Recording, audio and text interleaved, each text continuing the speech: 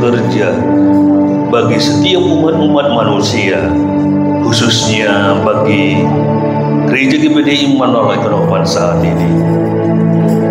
Kami membutuhkan Roh-Mu terus berkarya bekerja dalam hidup kami. Kamu butuh pertolongan dan pimpinan-Mu dalam setiap kehidupan kami, Tuhan. Biarlah Engkau semakin bekerja supaya kami lebih mengenal Engkau sebagai Allah yang selalu bekerja di dalam setiap hidup kami. Engkau Allah yang baik, Engkau Allah yang ajaib, Engkau Allah yang luar biasa. Haleluya, haleluya. Telinga kami, pikiran kami, roh kami dan hati kami diurapi oleh Roh Kudus saat ini. Mulai dari awal sampai akhir, kami percaya pengurapan kuasa Roh-Mu ada dalam setiap kehidupan kami. Terpujilah Yesus Tuhan, Allah kami, Allah yang ajaib. Haleluya, haleluya. Amin. Haleluya. Oleh anugerah kebaikan Tuhan, kita bisa memuji Tuhan, kita bisa merayakan kenaikan Yesus Kristus. Mari salam kiri kananmu katakan, salam kenaikan Yesus Kristus. Salam kenaikan Yesus Kristus. Kita saling mengucapkan bagaimana bahagia dan bersukacita atas kenaikan Yesus Kristus. Saat ini kita merayakannya, kenaikan Yesus Kristus. Jadi kenaikan Yesus Kristus ini sangat penting untuk kita rayakan selalu, agar kita ingat mengetahui tujuan kenaikan Yesus Kristus. Sekarang ini kita akan belajar tentang tujuan kenaikan Yesus Kristus. Kita tahu nanti selama 10 malam ini kita ada doa, ada firman tentang akan mengajarkan tentang Roh Kudus. Jadi selama 10 malam ini akan diajarkan tentang Allah Roh Kudus. Nah, setelah diajarkan tidak lama-lama nanti kita berdoa. Jadi disitulah saya pernah mengajarkan hampir selama 10 malam saya mengajarkan tentang Roh Kudus. Jadi kita tahu Roh Kudus itu adalah pribadi Allah, ya. Roh Kudus itu adalah pribadi Allah. Roh Kudus itu adalah pribadi Allah setelah Yesus perayaan sekarang ini, setelah Yesus naik ke surga, ya. Alkitab mencatat setelah Yesus naik ke surga, maka yang diberikan kepada manusia itu adalah Roh Kudus. Jadi yang berkarya bekerja dalam hidup kita saat ini itu Roh Kudus. Ya, mungkin engkau pergi jualan ke pekan, itu Roh Kudus itu ada dalam hidupmu, menuntun hidupmu. Mungkin engkau pergi dalam perjalanan, Roh Kudus itu ada dalam hidupmu. Mungkin engkau berjaga toko, Roh Kudus itu ada dalam hidupmu. Ya kan? Makanya kita harus paham bahwa Roh Kudus itu adalah pribadi Allah. Ya, pribadi Allah. Nanti kita akan mungkin belajar selama 10 malam ini, makanya saudara boleh datang ya, supaya saudara lebih mengenal pribadi Allah itu, yaitu Roh Kudus. Dan setelah firman Tuhan, nanti akan kita berdoa selama 10 malam supaya kita mendapatkan apa? Mungkin kita bisa dapat karunia-karunia Roh Kudus, bahasa roh, mungkin engkau bisa berbahasa lidah, tapi jangan bahasa lidah yang diajarkan. Bahasa lidah yang diajarkan itu bahasa sesat. Dan kalau ada pendeta yang mengajarkan bahasa roh diajarkan, saya mau katakan itu adalah ajaran sesat. ajaran sesat kalau bahasa roh yang diajarkan, saya mau katakan atas nama firman Tuhan, itu ajaran sesat.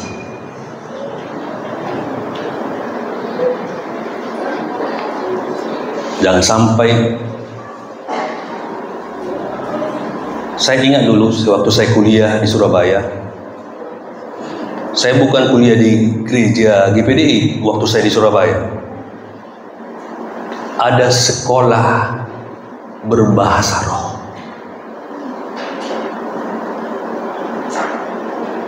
Ada sekolah berbahasa roh, berbahasa lidah. Dulu tren itu.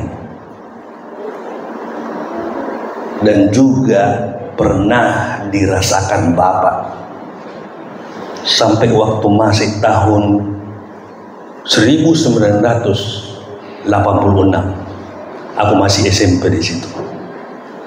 Ada jemaat yang diajar-ajarkan bahasa roh, dan saya mau katakan kepada Bapak Ibu, kalau bahasa roh diajar-ajarkan, itu bahasa sesat, karena itu bukan ajaran Alkitab.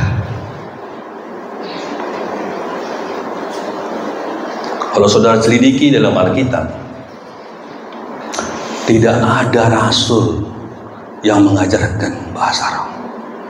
Rasul hanya mengajarkan, baru rasul hanya berdoa tumpang tangan, tapi tidak ada di dalam Alkitab bahasa roh diajar-ajarin. Tapi pribadi Roh Kudus, kita harus mengajarkannya. Siapa itu Roh Kudus? Ya, itu benar.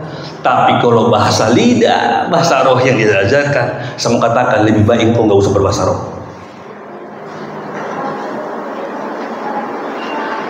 Lebih baik engkau nggak usah berbahasa roh daripada engkau berbahasa roh tapi diajar-ajarkan.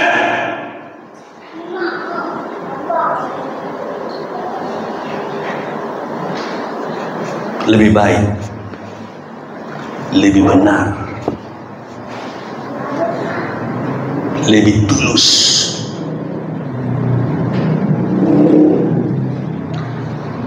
Semoga saudara selama 10 malam kita buat momentum bersekutu dengan Tuhan, momentum untuk belajar tentang firman Tuhan, tentang Roh Kudus. Jadi di dunia saat ini yang bekerja adalah Allah Roh Kudus. Karena Yesus, Alkitab mencatat, Yesus telah naik ke surga. Alkitab mencatat, setelah Yesus naik ke surga, maka Yesus mengutus rohnya untuk bisa bekerja kepada seluruh umat manusia. Karena Alkitab berkata, lebih baik aku naik ke surga. Kenapa? Kalau tidak Yesus naik ke surga, maka dia hanya dilihat di Yerusalem, tidak dilihat di seluruh muka bumi ini. Hanya orang Yerusalem, orang Israel aja yang mengenal. Lebih apa lagi tentang Yesus, tentang Allah. Makanya Roh Kudus itu, saya mau katakan, dimanapun engkau berada, jika engkau mencintai Tuhan, maka Roh Kudus itu ada dalam hidupmu. Dia tuntun hidupmu. Kenapa? Penolong. Tahu arti penolong?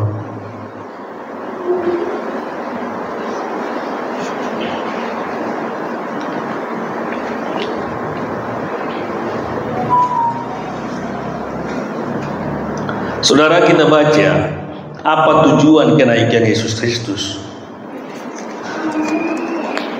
Tujuan kenaikan Yesus Kristus yang pertama, Efesus 4 ayat 10. Tujuan kenaikan Yesus Kristus yang pertama, Efesus 4 ayat 10. Dikatakan begini, Ia yang telah turun Turun artinya dia berinkarnasi, dia menjadi manusia.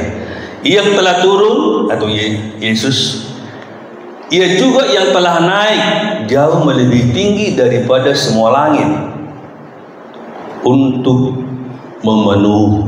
memenuhkan segala sesuatu.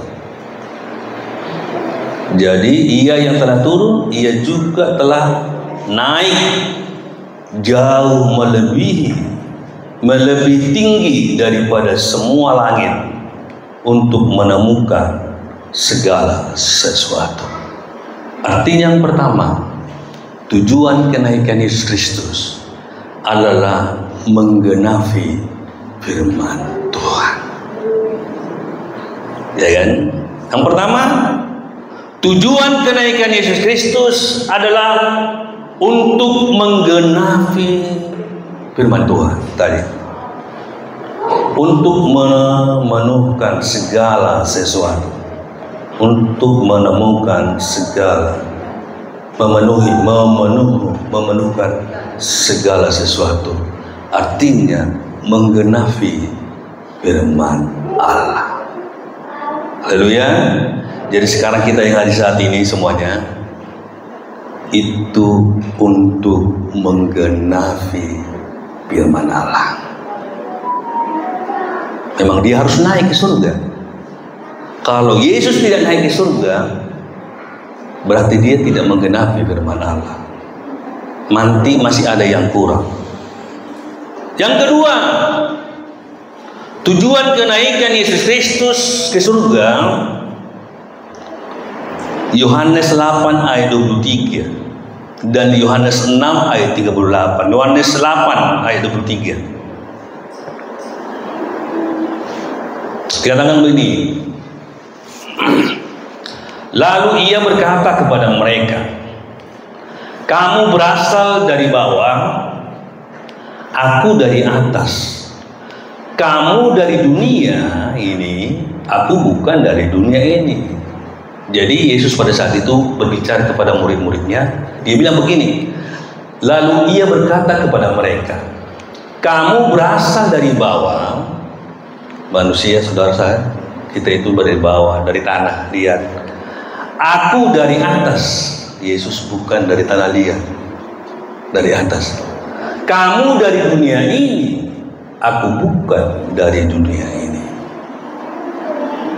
Ini perkataan Yesus, penjelasan Yesus kepada orang-orang saat itu bahwa Yesus itu, aku itu bukan dari dunia. Nah gitu. Aku ini bukan dari dunia. Kamu itu dari dunia loh. Nah gitu. Kamu dari dunia. Tapi aku bukan dari dunia, katanya Yesus. Aku ini bukan dari dunia ini. Aku ini dari surga. Aku ini dari atas. Lalu ia berkata kepada mereka, kamu berasal dari bawah, aku dari atas. Kamu dari dunia ini, aku bukan dari dunia ini. Haleluya. Yohanes 6 ayat 38. Inilah tujuan kenaikan Yesus Kristus. Yohanes 6 ayat 38. Yohanes 6 ayat 38. Sebab aku telah turun dari surga, ya. Yesus. Sebab aku, Yesus telah turun dari surga. Berarti dia dari surga, bukan dari dunia. Bukan untuk melakukan kehendakku, tetapi untuk melakukan kehendak Dia yang telah mengutus aku. Jadi, sebab aku telah turun dari surga. Itu berbicara bagaimana Yesus menjadi manusia. Ya, menjadi manusia. Dia turun dari surga untuk apa? Berinkarnasi, menjelma menjadi manusia untuk menyelamatkan manusia. Gitu ya. Untuk menyelamatkan manusia. Jadi tujuan kenaikan Yesus Kristus yang pertama tadi menggenapi firman Allah. Baru dia yang pertama, yang kedua adalah karena Yesus bukan dari dunia, tapi berasal dari surga. Tujuan kenaikan Yesus Kristus adalah karena Yesus bukan dari dunia, tetapi berasal dari surga. Tadi ayat kita ya, 2 ayat sudah kita baca. Makanya dia naik ke surga. Tujuannya untuk mengenapi firman, dan yang kedua untuk ataupun karena Yesus bukan dari dunia, tapi berasal dari surga. Haleluya. Jadi Yesus itu bukan dari dunia, ya, bukan hanya sekedar nabi seperti nabi biasa, seperti nabi Musa, ya kan? Bukan. Dia bukan seperti nabi ataupun rasul-rasul Paulus, bukan. Tetapi Alkitab mencatat Yesus itu nabi, tetapi dia juga adalah Allah. Kenapa dikatakan dia nabi? Karena dia sebagai alat pemberita Injil, pemberita keselamatan. Dia juru bicara, kan ini nabi kan? Iya. Makanya dia dikatakan seorang nabi. Ya. Tapi bukan hanya sekedar nabi. Karena Alkitab mencatat bahwa Yesus bukan dari dunia, tapi dari surga. Yang ketiga, tujuan kenaikan Yesus Kristus ke surga. Tujuan kenaikan Yesus Kristus ke surga, Yohanes 14:2 dan 3. Ini sekarang sudah sering kita baca. Yohanes 14 ayat 2 dan 3. Di rumah Bapakku banyak tempat tinggal. Jika tidak demikian, tentu aku mengatakan kepadamu. Sebab aku pergi ke situ untuk menyediakan tempat bagimu. 3. Dan apabila aku telah pergi ke situ dan telah menyediakan tempat bagimu, aku akan datang kembali dan membawa kamu ke tempatmu, supaya di tempat di mana aku berada, kamu pun berada. Yang ketiga, tujuan kenaikan Yesus Kristus adalah untuk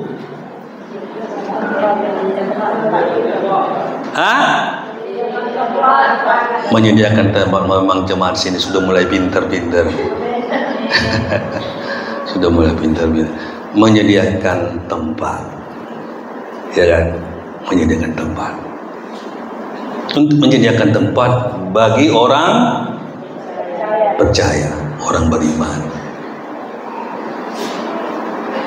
Kita disediakan tempat dong di surga.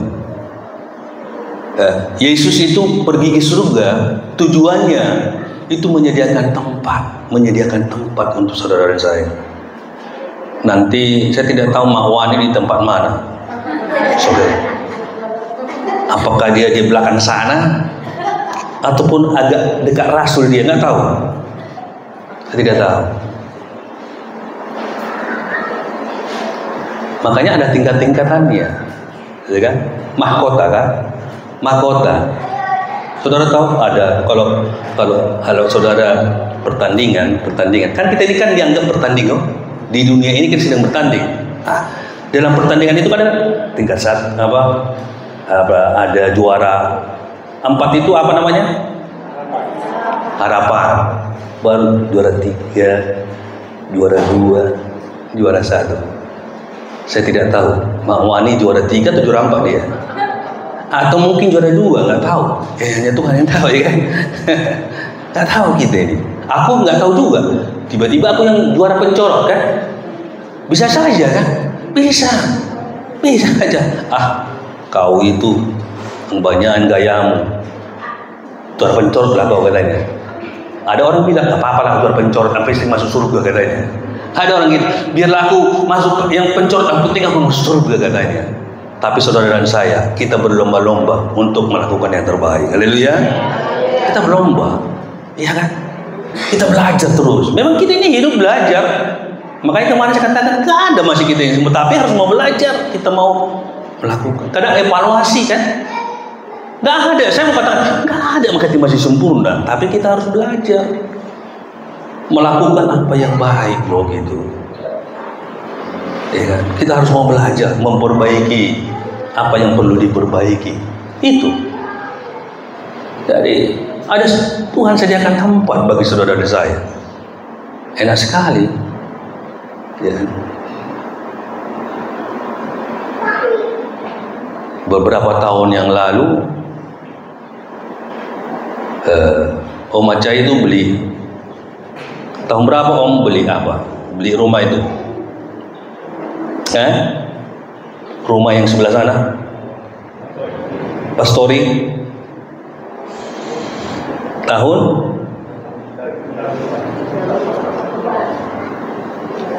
Bapak, mama setia, senang dia di sana, nyaman hidupnya. Kenapa? Disediakan tempat enak. Kalau orang disediakan tempat enak, nyaman. Orang saja sediakan tempat, beli tempat untuk kita. Begitu bahagia sekali. Enak sekali, gratis kan? Enak.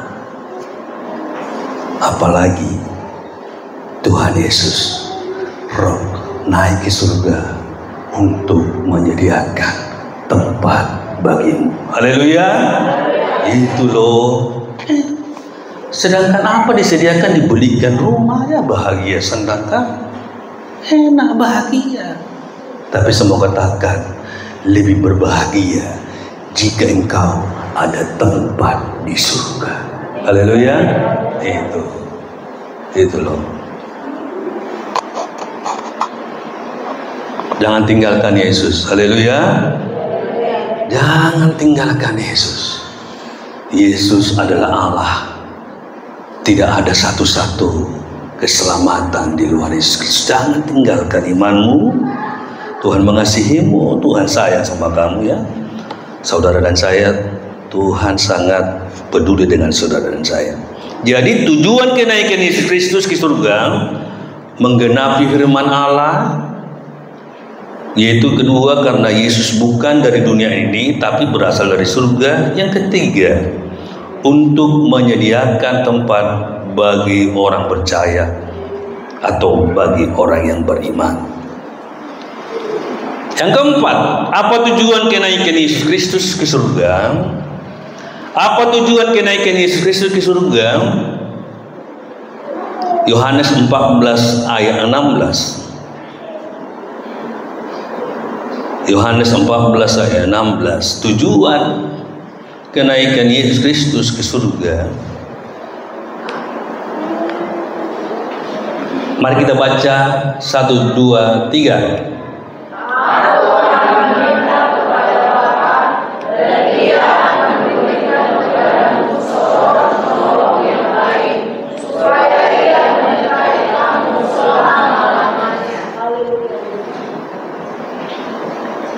Yesus naik ke surga. Tujuannya yang keempat adalah memberikan penolong. Kalau waktu Yesus, sewaktu Yesus dia menjelma manusia, ya, ke Palestina di Yerusalem, dia sangat terbatas menjelma manusia. Dia terbatas sebagai, dia kan fisik menjadi menjelma manusia kan menjadi materi fisik. Dia akan terbatas untuk menyelamatkan, menolong orang-orang yang jauh. Contohnya di Dangkara sana, di Amrik, di Indonesia, terbatas. Karena apa? Karena Yesus sudah berinkarnasi menjadi manusia, tubuh itu materi, ya, terbatas. Tubuh ini terbatas materi. Tetapi Roh Kudus itu tidak terbatas. Makanya Roh Kudus dia utus pun. Roh Kudus itu adalah pribadi Allah. Pribadi Allah. Ini, aku akan minta kepada Bapa dan Ia akan memberikan kepadamu seorang penolong. Ya. yang lain supaya ia menyertai kamu selama-lamanya. Kita butuh, manusia perlu ditolong, ya kan? Butuh ditolong. Semua manusia di muka bumi ini butuh ditolong, apalagi kepada orang-orang yang percaya. Kita butuh ditolong. Saya butuh juga tolong. Aku hamba Tuhan butuh jemaat menolong saya, menolong dalam doa, menolong dalam berbagai hal, memajukan pekerjaan Tuhan di tempat ini, ya kan? Menolong bagaimana engkau bisa menambah supaya tambah jiwa-jiwa di tempat ini, kan ini kan? Menolong bagaimana supaya gereja ini semakin berkembang, semakin lebih baik, ya kan gitu. Menolong. Kita butuh ditolong. Hidup saudara dan saya butuh ditolong. Saya juga hamba Tuhan butuh ditolong. Engkau juga butuh ditolong. Roh Kudus adalah Allah yang berkuasa untuk menolongmu dalam setiap persoalan kita, dalam setiap masalah kita. Kadang-kala banyak persoalan kan, banyak masalah kita. Kadang-kala susah pikirkan. Abang, ya bang, kenapa buat udah mau? Ya kan?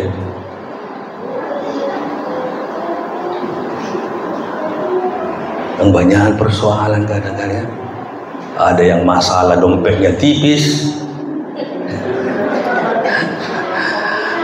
ada yang masalah sakit penyakit, ada yang masalah mendengarkan mulut istri yang cerewet, ya kan? Ada yang masalah keluarga, ada yang masalah masa depan. Ya bagaimana aku ya nanti ya, bagaimana aku ya. Kita butuh ditolong, yaitu Roh Kudus. Haleluya. Roh Kudus. Kalau engkau butuh pertolongan Tuhan, bilang Roh Kudus, Tuhan Yesus, Roh Kudus, aku butuh pertolongan, gitu loh. Butuh. Ya. Kadang-kala memang itu. Kita tidak ada sih, kita ini kadang bisa, kadang putus asa. Gak usah berkata, saya pun bisa putus asa. Gak usah ngapain malu-malu. Orang Elia aja putus asa. Lebih baik aku mati katanya kan. Ya kan? Apa yang kita sok rohani? So hebat, ya kan? Di hadapan Tuhan gak laku itu. Di hadapan Tuhan apa adanya hidup ini. Lebih berharga engkau jika engkau apa adanya daripada engkau apanya. Lebih baik kita ini apa adanya hidup ini daripada kita terlalu banyak apa-apanya.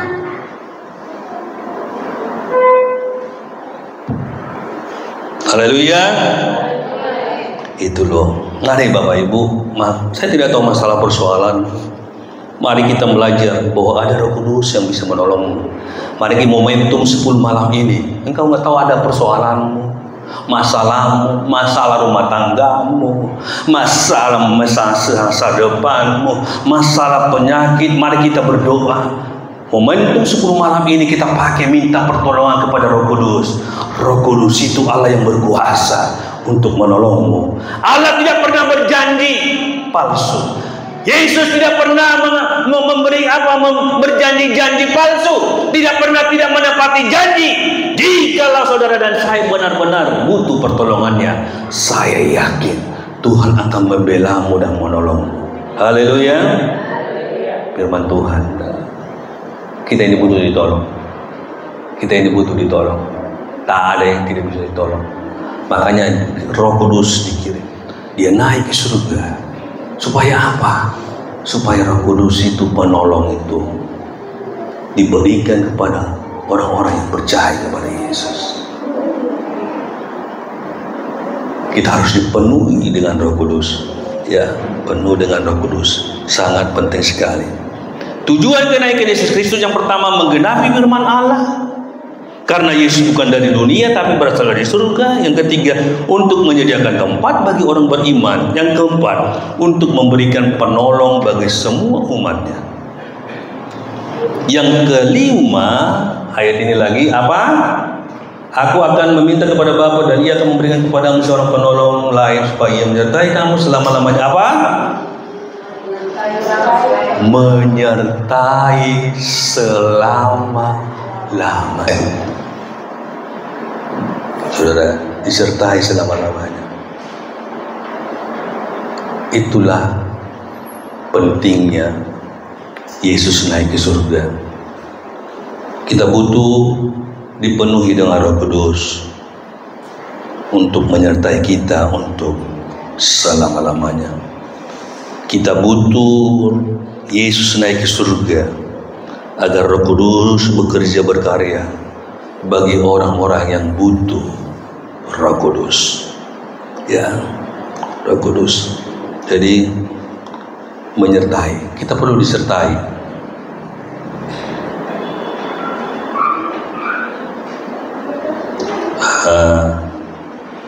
Ibu Sebangunsum bilang sama saya kemarin, pergi ke Mahathir itu, bulan dia apa? Gak takut katanya. Ya bisa aja takut. Ya tapi kan ada Tuhan kan, ada Roh Kudus. Saya bilang, ada Tuhan Yesus. Saya bilang, bisa aja takut.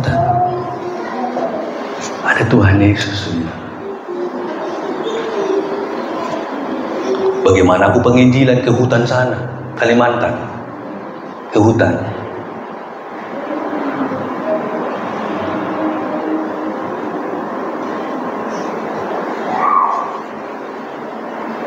Banyak orang begini. Hei, Bapak Ibu, dimanapun engkau bisa berbuat dosa, di rumahmu sendiri, kau bisa berbuat dosa.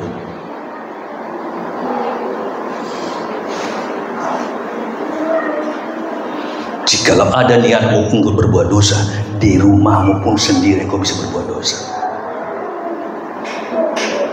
Jika ada niat.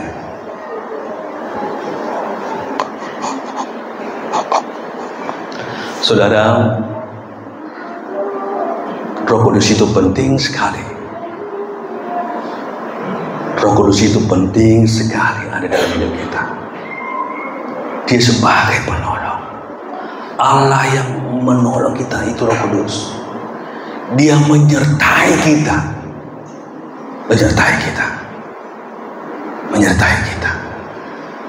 Dia Allah yang sangat peduli bagi saudara dan saya. Haleluya. Dia peduli. Karena Allah peduli denganmu, makanya makanya Allah menyertaimu lewat pribadinya, yaitu Roh Kudus. Karena Allah sangat peduli kepada manusia, kepada orang percaya, makanya pribadi Allah lewat Roh Kudus memenuhi saudara dan saya, menuntun, memelihara, menjaga kita.